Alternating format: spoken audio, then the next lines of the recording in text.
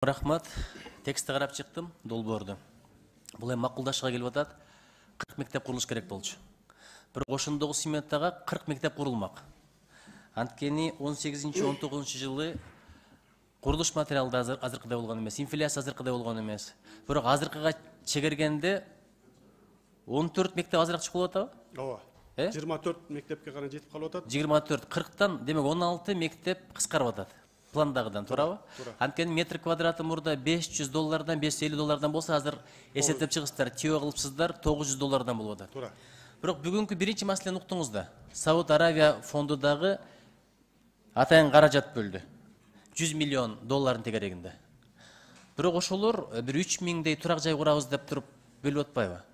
Себестоимость кура келгенде 1 метр квадраты $500-550 болуп атат да. Алар эсептегенде.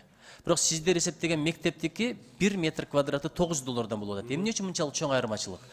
Алар үй жай коюп атат, метр квадраты 500-550, а сиздерки $900. Эмне үчүн мындай чоң айырмачылык? Же бир техникалык талаптар башкача болобу? Нуржигит Карбекович, берден болсо ошо мектептердин ичинде толугу менен жанакындай болгон партасы жана интерактивдүү доскалары менен, андан сырткары ошо жер энергия эффективность дагы жанакындай болгон, эгерде жанакындай болгон майыптарга арналган атайын лифттер, ошо жерге пандустар, ошолордун баары тең бүгүнкү ушул долбоорлордо толугу менен каралмакчы. Анан $900 дегенибиз, бул болсо кичине запас менен кабыл алганбыз. 27-жылга чейин 2 жылга созулду. Анан 5 жылдын ичинде дагы кымбаттап кетүү боюнча атак бул болсо жанакындай болгон тендердин алкагында эметилет. Эң арзан берген биздин подрядчиктер катышат. Демек, запас дегениңер динамиканы эсептедиңер да, эгер ушул бойдон кете турган болсо, инфляция дагы болот, бүткөнчөктү кымбаттап кетиши мүмкүн, инфляция болушу мүмкүн деген нерсени эсепкалдыңар да. А пандустар үйдө деле бар да. Эми партасы, доскасы эле ашчы болбосо, бирок ал деле мынчалык айырма болбош керек эле да, менин божомолумдачы. Элестетип көрсөңүз, дээрлик $400 айырма болуп атат. $350-400 айырма болуп атат. Биз ошо жанакы бүгүнкү күндө жанакы неменин астыңкы уже ПСДлар эсептелип калды. Анткени бул деген башында 10 мектеп кирген, андан кийин дополнительно 30 мектеп киргизгенбиз да.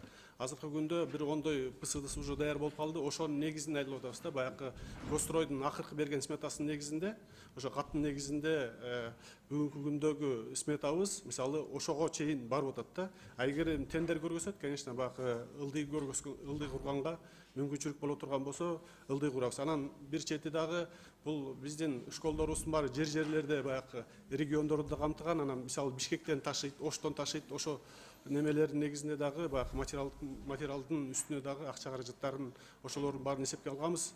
Эгерде аз болуп калса, ал эч кандай баягы немеси жок, экономдолгон баягы болгон каражаттын баары тең ушул жакшыртууга гана жумшалмакчы да. Орустарда бир макал бар, доверяй, но проверяй дегендей. Эми смета түзгөн башка адамдар жакшылап карап коюңуздар.